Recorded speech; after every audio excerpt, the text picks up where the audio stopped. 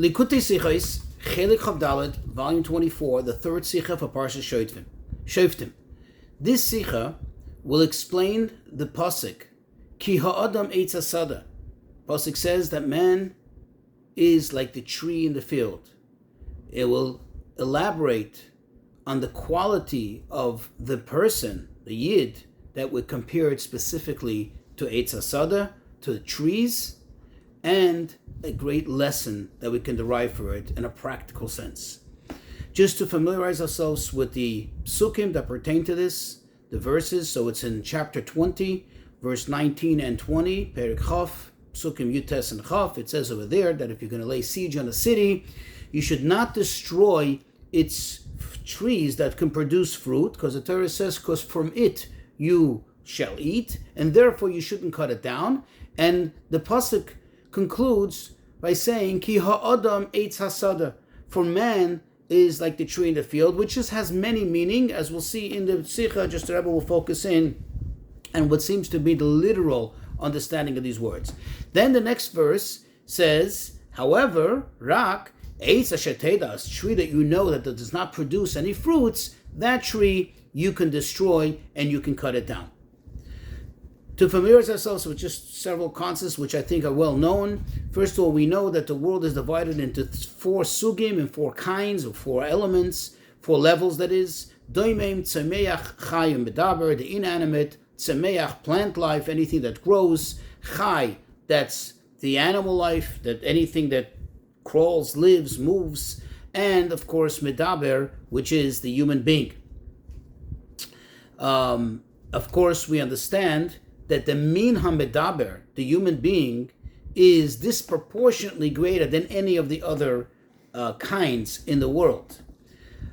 Another thing to be familiar with, according to halacha, when something is less than 3 tfachim off the ground, something that is so connected to the ground that it's less than 3 tfachim, it's considered to be part of the ground. A practical example for this is on Shabbos, you're not allowed to make any whatsoever use of a tree. However, on the part of the tree, or on a tree stump, that's less than 3 tfachim protruding from the ground, which is about 7-8 inches, 6 to 8 inches or so, depending on the opinion, then you're allowed to make use of it. Finally, another concept to be familiar with, in Bnei Yisrael, amongst Yidden, there are generally two types of Jews. There is what we call the Yoshvei Oil, literally meaning those who sit in the tents of Torah, those who most of their life, if not all, is dedicated to the study of Torah, but that's only a minority of Bnei Yisrael. And then, of course, there is their average person, which is the person that goes out there into the world. True, they have to learn Torah, but their main endeavor in life is to go out there, be in the world, work in the world, and only in certain occasions, either in the day or in the week, do they have the privilege of studying Torah and being exclusively dedicated to Torah and davening and so on. Let's go into the Sicha. So on the pasuk, the words in the pasuk, Ki ha'adam eitz hasada, literal translation for man is the tree in the field. The Gemara asks, really? Is the man really a tree in the field? I mean, how is this? What does this mean? And the Gemara answers that because there are seemingly a contradictory verses, that one verse says, from it you shall eat, and you shouldn't cut it down. The next verse says, no, you should destroy it, and you should cut it down. How is this possible? How can they both be true? Says the Gemara, this is what it's saying.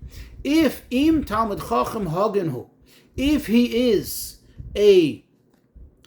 Talmud Chacham, this scholar, is Hagun, is proper, meaning he has good qualities, then quote, Mimenu Toichel. This is the verse that's saying, from it you shall eat, and you should not cut it down. And Rashi says, what do it mean from it you should eat? That you should learn from him, and you should be connected to him. However, if not, if this Talmud Chacham, although perhaps he can be very, very scholastically great, but when it comes to this character traits, he is not Hagum, he is not a proper person, then Tashchish is to destroy it, and Rashi says means you should distance yourself from him and cut yourself off. Now, the Rebbe says from the question of the Gemara, when the Gemara says, V'chi adam eitz hasadahu, the Gemara asks this, and it's obvious from the question of the Gemara that the Gemara understands this verse literally, not as a mashal, not as a metaphor or parable, but rather as a literal statement that man is the tree in the field. So, in other words, that the tree brings out the true aspect of Adam, of what a person is. Another practical proof for this, that we take this in the literal sense, I mean, it's not only from the question of the Gemara could be understood, but also in actual practice. We know that in tradition, we observe Tu B'Shvat, which is Rosh Hashanah for trees, not Rosh Hashanah for man. Now, it's interesting to note that when you look in the Maseches Rosh Hashanah, there are various Rosh Hashanahs, there are various quote-unquote New Years throughout the year for different things, but we don't celebrate all of them. The only ones we celebrate is our Rosh Hashanah, which is Rosh Hashanah for the whole world and for mankind, and specifically for mankind, when mankind was created.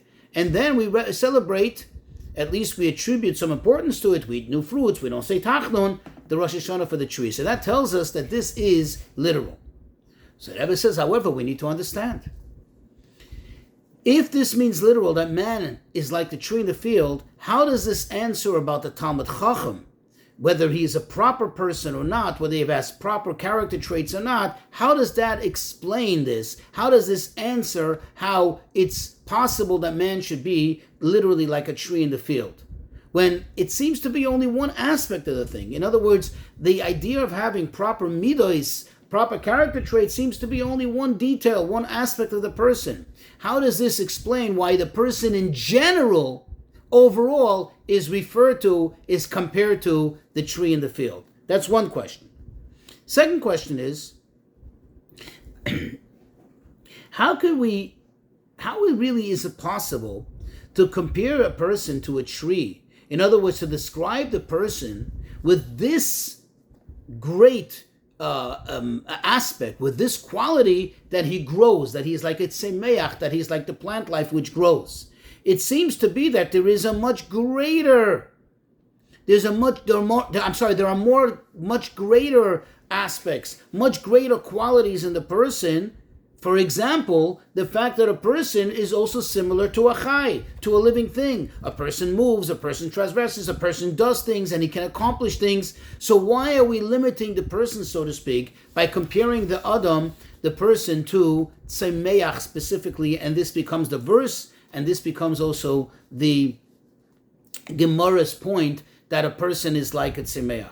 So the Rebbe says the answer to this is that there is a quality, a unique quality, there's a uniqueness in tzemeach, in the plant life, which doesn't even exist, not in chai and not in medaber.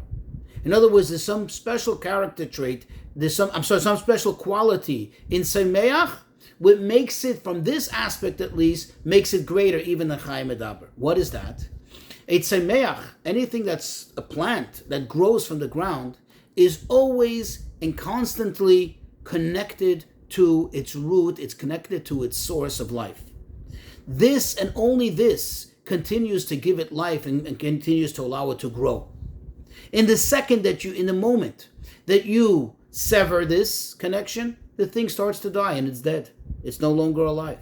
However, a chai or medaber, on the other hand, although, as the Gemara tells us, Hakoil hoya mina afar, everything originates in the earth, in the dust. As we know, God made the original bodies of man and the animals from the earth, but still, they are totally detached from it, from their source, that is, from where they come from. Moreover, how do they get the nutrition, their feed? Also, although it comes from the ground, but it needs to be first severed from the ground in order to be able to provide the nutrition to man and to animal. Whereas the nutrition of in other words, the constant life-giving of the plants is only and exclusively when it's connected to its source, when it's not severed. Because the moment it's severed, it no longer can draw chayis, it can no longer draw its nutrition, its life energy from the ground. Now, it's true that generally this idea is also in existence by the fish. We know that fish, the moment you take them out of the water, they die. In other words, it seems that they are very like this because they are constantly connected to their source. So then why are we comparing it to plant life? We just said that plant life has a quality that doesn't exist even by chai. But dagim, fish, are a kind of chai. They're part of the animal kingdom. Says the Rebbe, there's a distinction. And what is that? That there is an essential difference. You see, the plant life, even though it grows higher, it protrudes, it comes out of its source. Remember, plants, especially bushes, even more trees, they grow out of its source of light, but yet they're connected. Whereas the fish has to be exclusively and all the time connected and within its source of life. The moment it comes out, it's dead. Halachically speaking, that's why it doesn't need shechita, it doesn't need to be slaughtered. Because the moment it comes out from the source of life, it's dead. Even if it sticks itself out too much and it doesn't have any water connected to it, it starts to die. Whereas the tree can stick out from the ground and it can protrude from it tens of meters, tens of feet, and yet it's still connected at its source, at its base to the ground, to its source of life. And that is the distinction. Now, the tree within the plant life, within vegetation life, the tree has even a greater expression of this milah. You see, all other plants, for example, typical produce like vegetables, grains, beans, they need to be replanted every single year. In other words, there's no continuity. Yes, while they're growing, they are connected to the ground. While they're growing, they have to be connected to the ground. Otherwise, they stop growing, as we said. However, a tree has a very, very unique quality. And that is that the tree, being that it's connected to the ground, it continues to give off fruit year after year after year. And it shows a great tolerance for all kinds of changes, all the seasons. It goes through all the seasons. And yet it doesn't stop it from living. Perhaps it doesn't produce fruits in every single season, but the tree continues to be a living thing and again produces fruits in its season. And this is a greater indication even on its special and unique connection to its root, to the ground. That it stays connected and it continues to give and give and give. Now we'll appreciate how this applies to the Adam, to the person. You see, the Gemara, the Medrash refers to a person, every individual, as, quote, oilam katan, as a small world, a small universe. And whatever happens in the big universe is reflected in the small universe. So likewise, within a person, there's also these four kinds. Doimem tzomeach, chayim medaber. What is tzomeach? What is this plant life in the person? And what is the equivalent of it? That is the midos, the character traits of a person. What is the connection? It's very inherent. Because midos, they grow, they evolve, and they continue to give off. They go from small to big, right? From a younger age to older age. As person matures, the midos develop and they become more mature. Now it's true, one can argue, well, also intellectually that happens too. You start off small and you go to big. But there is an inherent difference. You see, in the intellect, there isn't really this expression of tzomeach as much as there is in the midos, in the character traits. Why is that? You see, seichel, intellect, is actually more like or more compared, more similar to the aspect of chai, of the living animal kingdom. Why is that? You see, because chai is not restricted to one specific location. Chai is not stationary by definition. What is a chai? Something that moves around. If it doesn't move around, it's a meach. It's a plant. A living thing can go from one place to another place. It can change terrain. It can change environment. That is the idea of seichel, of intellect. Think about it. Intellectually, the very same person, depending on the matter that's being studied, that's being understood, the very same person can reach in two matters two opposite conclusions intellectually. Because in this idea, in this matter, the person can understand, as a person can go, in other words, from one place to another, from one extreme to another. The person can understand in this matter why the conclusion has to be more leaning towards, let's say, chesed, a kind resolution, whereas in the other matter, intellectually, a person can be in a totally different place and understand how the conclusion has to be more gvura, severity. So it's the same person, but he can, so to speak, be mobile, like a chai, like an animal. He can be going from one place to another. That's because of the intellect. However, when it comes to midos, when it comes to the character traits of a person, that is something that's more set in the person. A person's chesed always remains chesed. Gvura is always gvura. It's just that it grows, it evolves, it develops from small to big. In other words, it matures. And that's why the person, the olam katan, the person who's compared to a small universe, we say that the aspect of tzemeach is with a real, true expression of the person is there. Because that's something which has a connection to tzemeach. Now says the Rebbe, just like there is in the quote, big world,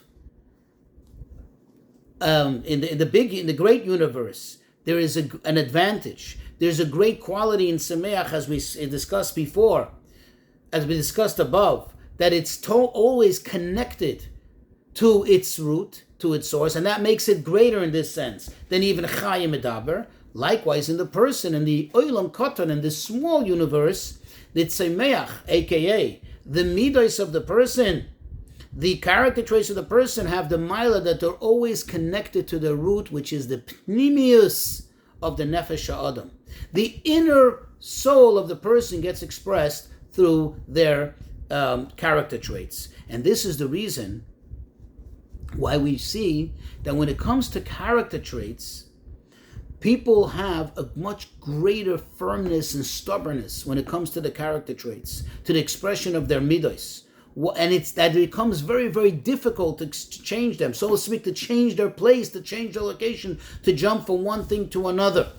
For example, somebody who by nature is a person of chesed, very hard for them to change and to become a person of gevura. It's just almost impossible. It's not totally impossible, but it's very, very difficult. Why? Because a tzemeach doesn't move. Now, there is the extreme circumstance where a tzemeach does move. You could transplant a tree, but that's with great effort. That is not natural for a tree. That's not the norm, like an animal just walks away from its location. And now we'll appreciate and understand why the Pasuk says that a person is eitz hasa, that compares us to the tree. Because dafka, when it comes to the midos, do you express in a revealed manner the pnimius of the nefesh of the person, as we just explained. And perhaps we can say that this is the reason why we find that the main thrust, the main focus of the avodah of a person, of your average person, is focused on the refinement, the birur, the zichuch of their midos. Why? Because correcting, refining your midos, your character traits, this matters. This is negeya to the essence of your soul, to the essence of a nefesh, because we just said it connects and it expresses the pnimius of your nefesh. And with this, you come to the shleimus, to the complete state, to a totality of what a Adam has to be, the complete state of the being of a Adam. And this is the explanation. Now we can understand what the Gemara says about the Talmud Chacham. That when you come to learn from a Talmud Chacham, it's not enough to have somebody that has the intellectual qualities and is able to convey and explain things intellectually. But rather what's crucial, that he has to be hagon, he has to have proper midos. You see, because dafka, this type of Talmud Chacham, you should quote, eat from him and learn from him. That, in other words, dafka, when the Talmud Chacham has the qualities of eitz, then mimenu soichal you should eat from him, because this is what matters most, especially for most people, even Talmidei Chachamim, but especially your average person, because the main expression of the person, as we just said, is through the character traits of a person.